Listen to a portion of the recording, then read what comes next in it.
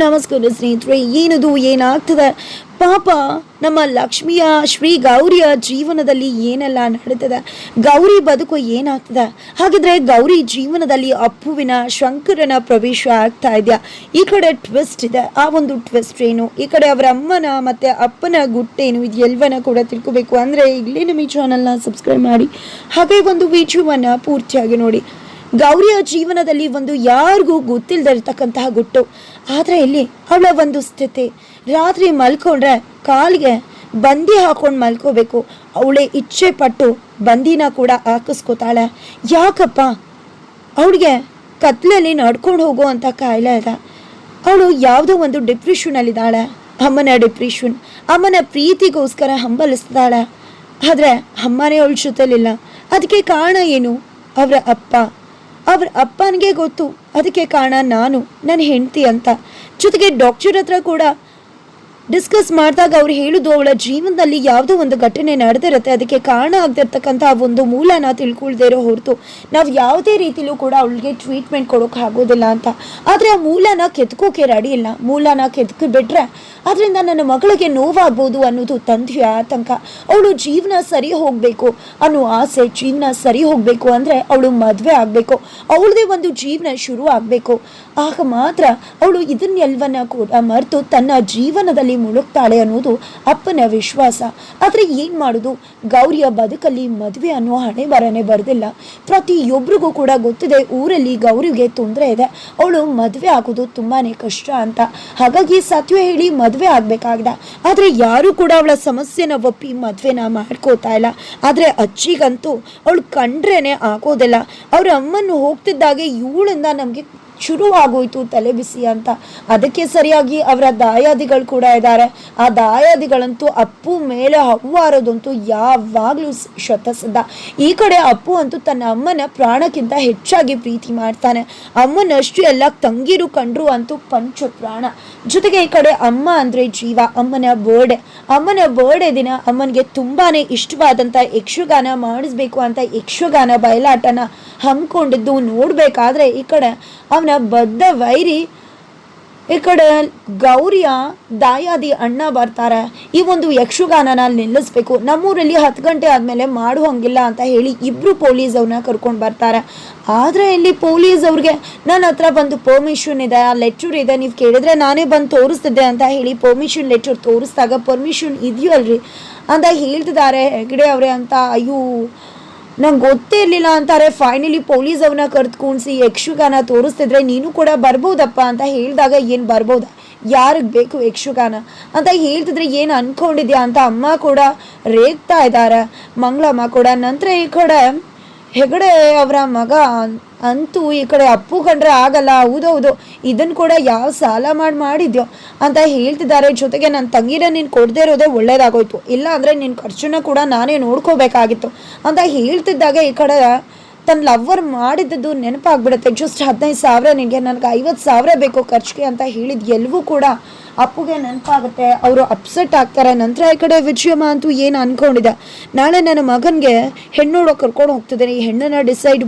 ಮಾಡ್ತೀನಿ, ನೋಡ್ತಾ ಇರು, ನನ್ನ ಮಗನಿಗೆ ಎಂಥ ಹುಡುಗಿನ ಕರ್ಕೊಂಡು ಬರ್ತೀನಿ, ನನ್ನ ಮಗನ ನೋಡ್ಕೊಳ್ಳೋತಕ್ಕಂಥವಳ ಅಂತ ಹೇಳ್ತಿದ್ರೆ ನಿನ್ನ ಮಗನ ಮದ್ವೆನ ನಾನು ನೋಡ್ತೀನಿ ಡುಮ್ ಅಂತ ಅನಿಸು, ಆ ಹುಡುಗಿ ಯಾರು ಫಿಕ್ಸ್ ಮಾಡ್ಕೊಂಡು ಬರ್ತೀಯ ಅಂತ ಹೇಳಿ ಹೆಗ್ಡೆ ಅವರು ಅಲ್ಲಿಂದ ಹೋಗ್ತಾ ಇರ್ತಾರೆ.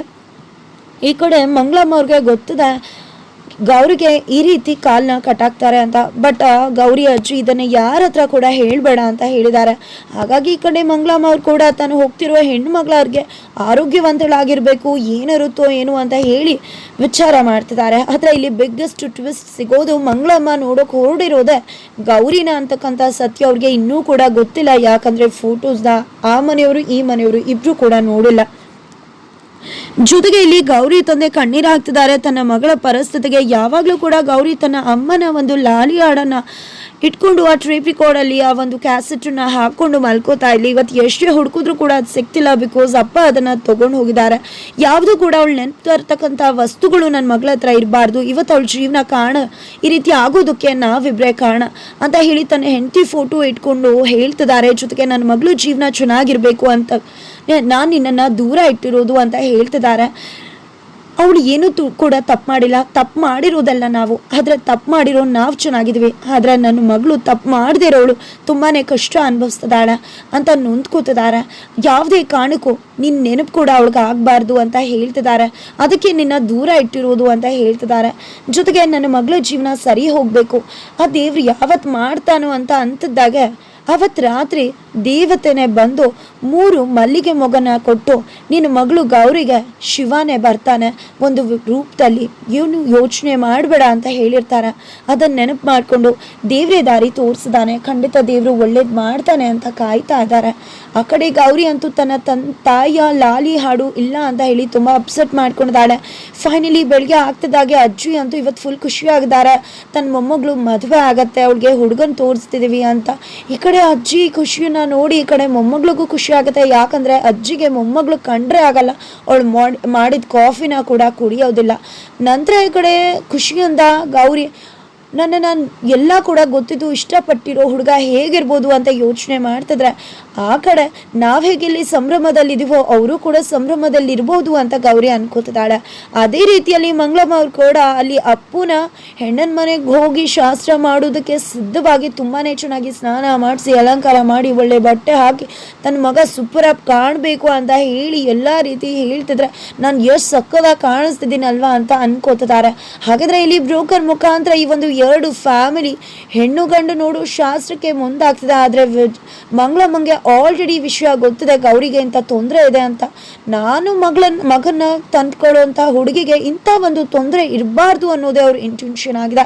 ಈ ಕಡೆ ಎದುರು ಬದ್ರು ಆಗ್ತಿದಾಗ ಇಬ್ಬರು ಫ್ಯಾಮಿಲಿಗೂ ಕೂಡ ಶಾಕ್ ಆಗ್ತದೆ. ಈ ಕಡೆ ಗೌರಿ ಅಂತೂ ಸ್ವಲ್ಪ ಕೂಡ ಇಷ್ಟ ಇಲ್ಲ ಮಂಗಳಮ್ಮ ಅವ್ರಿಗೆ, ಯಾಕಂದರೆ ನನ್ನ ಮಗನ ಮದುವೆ ಆಗ್ತಕ್ಕಂಥವಳು ನಂದೇ ರೀತಿಲಿ ಖಡಕ್ ಆಗಿದ್ದು ನನ್ನ ಮಗನ ಚೆನ್ನಾಗಿ ನೋಡ್ಕೋಬೇಕು ಅನ್ನೋದು ಅವರ ಆಸೆ ಆಗಿದೆ. ಹಾಗಿದ್ರೆ ಫೈನಲಿ ಏನಾಗುತ್ತೆ ಇಲ್ಲಿ? ಮಂಗಳಮ್ಮ ಅವರು ಒಪ್ಕೊಂಡೇ ಬಿಡ್ತಾರ ಗೌರಿನ? ಈ ಕಡೆ ಬಡವ್ರ ಮನೆಗೆ ಕೊಡೋಕೆ ಈ ಕಡೆ ಅಜ್ಜಿ ಕೂಡ ಒಪ್ಕೋತಾರ? ಏನಾಗತ್ತೆ, ಏನಾಗಬಹುದು? ಈ ಕಡೆ ಅಪ್ಪುಗೆ ಮತ್ತೆ ಗೌರಿಗೆ ಮೊದಲೇ ಕೋಳಿ ಜಗಳ. ಈ ಕಡೆ ಅವ್ರ ತಂಗಿರ್ ಕಂಡ್ರೆ ಇವಳಿಗಾಗಲ್ಲ, ಇವಳು ಕಂಡ್ರೆ ಅವ್ರ ತಂಗಿರ್ಗಾಗಲ್ಲ, ತನ್ನ ತಂಗಿಗೆ ಇಷ್ಟ ಇಲ್ಲ ಅಂತ ಗೌರಿ ಕಂಡ್ರೆ ಅಪ್ಪುಗಾಗಲ್ಲ. ಹಾಗಿದ್ರೆ ಏನಾಗ್ಬೋದು? ಇದನ್ನ ತಿಳ್ಕೊಬೇಕು ಅಂದ್ರೆ ಈಗಲೇ ನಮ್ಮ ಈ ಚಾನಲ್ನ ಸಬ್ಸ್ಕ್ರೈಬ್ ಮಾಡಿ, ಹಾಗೆ ಒಂದು ವಿಡಿಯೋವನ್ನ ಪೂರ್ತಿಯಾಗಿ ನೋಡಿ. ಜೊತೆಗೆ ಗೌರಿಯ ಜೀವನದಲ್ಲಿ ಒಂದು ಮಹಾನ್ ಗುಟ್ಟದ ಅವಳ ಒಂದು ಪುಟ್ಟ ಹುಡುಗಿ ಆಗಿದ್ದಂತಹ ಎಲ್ಲ ವಸ್ತುಗಳನ್ನ ಕೂಡ ತನ್ನ ಮಗಳಿಗೆ ತೋಚಬಾರ್ದು, ಕಾಣಬಾರ್ದು ಅಂತ ಹೇಳಿ ಅಪ್ಪ ಬಚ್ಚಿಟ್ಟಿದ್ದಾರೆ. ಅಪ್ಪ ಎನ್ನುವ ರೀತಿ ಬಚ್ಚಿಟ್ಟಿದ್ರೆ ಈ ಕಡೆ ಗೌರಿಗೆ ತನ್ನ ತಾಯಿಯ ಎಲ್ಲ ನೆನಪುಗಳು ಇದೆ, ಆ ನೆನಪಲ್ಲೇ ಬದುಕ್ತಿದ್ದಾಳೆ. ಅಪ್ಪ ಎಷ್ಟೇ ಮಾಡಿದ್ರು ಕೂಡ ಮಗಳು ಗೌರಿ ಮಾತ್ರ ಅಪ್ಪ ಅಂದರೆ ಪಂಚ ಪ್ರಾಣ ಬಿಡ್ತಾರೆ. ಅಪ್ಪನಿಗೂ ಮಗಳು ಅಂದರೆ ಆಸೆ, ಆದರೆ ಮಗಳಿಗೆ ನಮ್ಮಿಂದ ತೊಂದರೆ ಅಂತ ಹೇಳಿ ಹೆಂಡತಿನೂ ದೂರ ಇಟ್ಟಿದ್ದಾರೆ, ಹಾಗೆ ಅವರು ಕೂಡ ದೂರ ಇರೋಕೆ ಪ್ರಯತ್ನ ಪಡ್ತಿದ್ದಾರೆ. ಆದರೆ ಕರುಳಿನ ಒಂದು ಬಂಧ ಅವರನ್ನ ಹಾಗೆ ಎಳೆಯುತ್ತೆ ಹೊರತು ಅವರು ಮಗಳಿಗೆ ಹತ್ರವಾಗೋದಕ್ಕೆ, ಹತ್ರ ಇದ್ದು ಮಾತಾಡೋದಕ್ಕೆ, ಟೈಮ್ ಸ್ಪೆಂಡ್ ಮಾಡೋದಕ್ಕೆ ಯಾವುದಕ್ಕೂ ಕೂಡ ಇಷ್ಟಪಡೋಲ್ಲ. ಮನ್ಸಾರೆ ಮಾಡಬೇಕು ಅಂದ್ಕೊಂಡ್ರು ದೂರ ಇರೋ ಪ್ರಯತ್ನ ಮಾಡ್ತಾರೆ. ಆದರೆ ಅದಕ್ಕೆಲ್ಲ ಕಾರಣ ಏನು ಅನ್ನೋ ಒಂದು ಮಹಾನ್ ಗುಟ್ಟು ಕೂಡ ರಟ್ಟಾಗಬೇಕಾಗಿದೆ. ಅದನ್ನು ಕೂಡ ತಿಳ್ಕೊಬೇಕು ಅಂದರೆ ಮುಂದಿನ ವಿಡಿಯೋಗೋಸ್ಕರ ವೀಚ್ ಮಾಡೋದನ್ನು ಮರಿಬೇಡಿ.